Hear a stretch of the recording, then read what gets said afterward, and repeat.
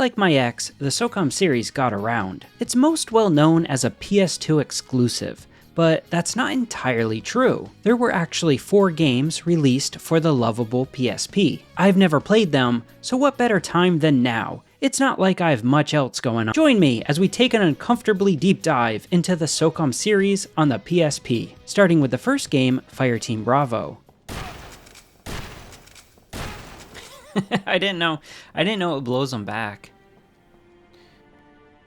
I can just run around the whole map blowing guys. SOCOM 1 and 2 were some of the best games on the PS2. I've been blown away by how well they've aged. 3 and Combined Assault, well, they're fine, and aside from the PSP titles, that's all the SOCOM games that were made. I wish they made more for the PS3 and onwards, but yeah, shame it never happened. The first entry to leave the PS2, Fireteam Bravo, was released in 2005, between SOCOM 3 and Combined Assault. It follows the SOCOM formula pretty closely, albeit scaled down. I don't want to call it a catfish, but I mean, we already drove here, so might as well go through with it. You play as Sandman, and joining you is Lone Star, a teammate so worthless, you're better off without him.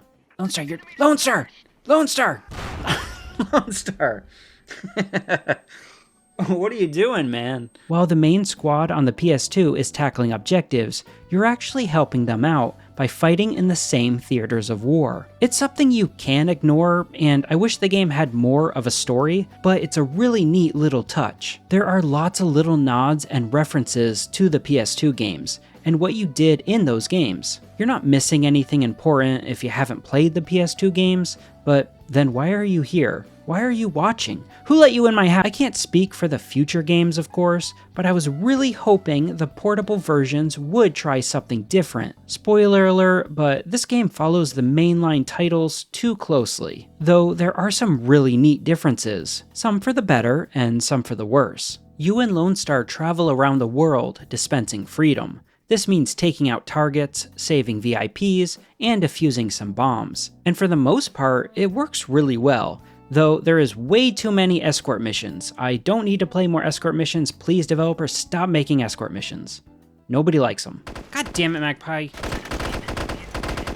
Yeah, because he ran off. Because the PSP only had half the analog sticks and half the shoulder buttons, obviously there's been some changes. It's got tank controls, but you can hold down the left shoulder button to strafe. Don't worry about it too much though. It becomes second nature within less than an hour, so no issues there. Unfortunately, because of the lack of a second analog stick, they've had to implement a lock-on system. You lock onto an enemy, and based on factors like your own movement, the distance between you and your target, and your own weapon, you'll either hit or miss your shots. This removes the skill associated with shooting, but it does place a greater emphasis on tactical thinking and consideration. Ironically, it makes the game somewhat return to SOCOM's roots as a tactical shooter, like in 1 and 2, more so than just an arcadey shooter, like in 3 and Combined Assault. It's not better, it's not worse, it's just different, separate but equal, like some water fountains. I think it's a really smart change that mostly keeps the spirit of SOCOM intact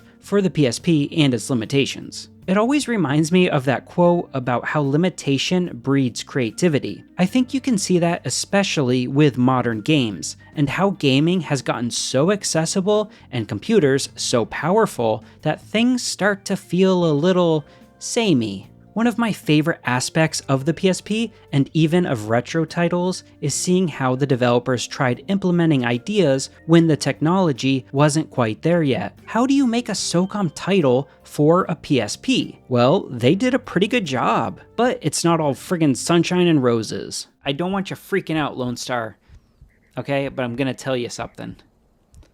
You don't have eyes. SOCOM 2 did an amazing job making up a story for a tactical shooter game. God knows it wasn't perfect. Your protagonists are basically non-existent, but the villains were way better than they had any right to be. Unfortunately, none of that carried over to SOCOM Fireteam Bravo. There's barely any cutscenes, and almost all the story is given with exposition dumps in the form of text or audio before a mission. I'm really confident that most players will just skip over it because it's not delivered in an interesting way. And even if you do take the time to read, who the hell reads? But if you do take the time to read, it's not like it's compelling stuff. This isn't friggin' Tolkien. You're not rewarded for making the effort. You could have made the text more interesting, sure, that's the obvious remedy, but you could have also sprinkled in hints for the upcoming level or secrets or something. This ties into the second big problem with the game, and it's something that has plagued the entire series. The enemies are boring. You shoot bad guys with guns.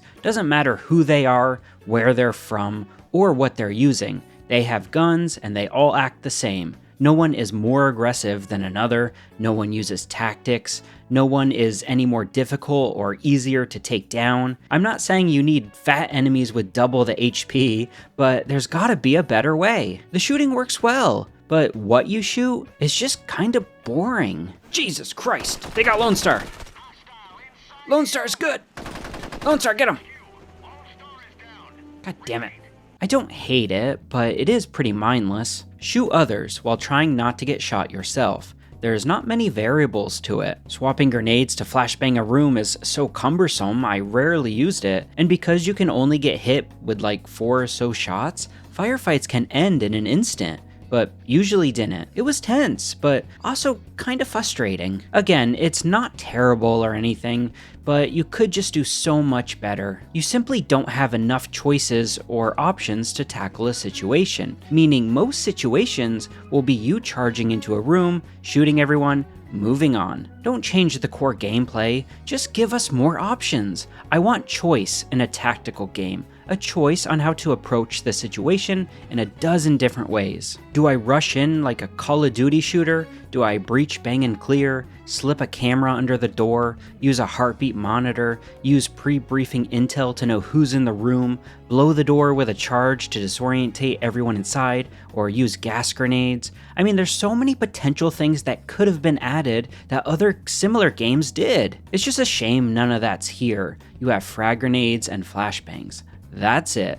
Again, what's here isn't terrible, I don't hate it, I just want more. Classic tactical shooters like Rainbow Six got around this by giving you options on how to approach a situation. This is best exemplified by games like Metal Gear Solid 5. Shooting guys in a desert or on a river, that's not enough, I need more. And this isn't something that only new games have done well. I already mentioned Rainbow Six, and I can think of a dozen other tactical shooters and stealth games that made fighting regular people fun, engaging, and varied. You think Jeffrey Dahmer murdered all of his victims the same way? No, of course not. He mixed it up. SOCOM, you should be more like Jeffrey Dahmer. Now, again, it doesn't ruin the game, of course, but is that the bar we should be setting? On a completely unrelated topic, the lock-on system works pretty well, and I do think it's an awesome system to remedy the issue with the one analog stick. Though I'd be lying if I said I didn't miss the skill shots. I think tactical games are at their best when there's a mix of strategy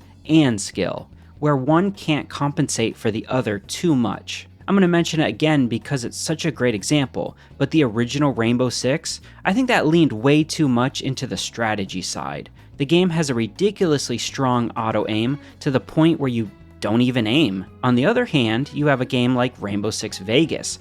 Very little strategy at all. Also, make sure you post comments telling me to play Rainbow Six Vegas on PC and make videos about the entire series, because I really want to, but I'm scared no one would watch, and external validation is cheaper than therapy. If you guys ever, if you're ever like feeling things, and you're not sure who to talk to, you're not sure who to go to, I want you to know that you are always welcome to keep that shit inside, because I don't want to hear it. SOCOM seemed to bridge that divide really well. I wish it leaned a bit more into the strategy side, but yeah, it's good. I think a pre-planning phase would have fit the series perfectly, and changing your armor, or maybe swapping around the operatives depending on skill level. There's so many amazing features that could have worked flawlessly in the SOCOM series. They could have improved on the formula, and it just seems like they never did. Now, I can't speak to the PSP sequels we haven't seen yet, but as far as the first Fireteam Bravo, there's none of that here. It's a very casual shooter. Not quite as casual as a Resistance or Killzone, but certainly not as strategic as a Brothers in Arms. It's certainly less profitable to lean into the strategy or tactical niche more so than the shooter genre, but those games have way more staying power. Worth noting, don't take financial advice from me, because Fireteam Bravo sold just shy of 1 million units. It was a huge hit, and for as much as I grumble, it's really not hard to see why. It's a bit too simple, but it's still a lot of fun. Thanks so much for watching. Consider subscribing if you made it this far. Love ya, bye. You guys should make another petition to get SOCOM to get rebooted. I'm sure the 23rd petition with 500 signatures will get Sony's attention.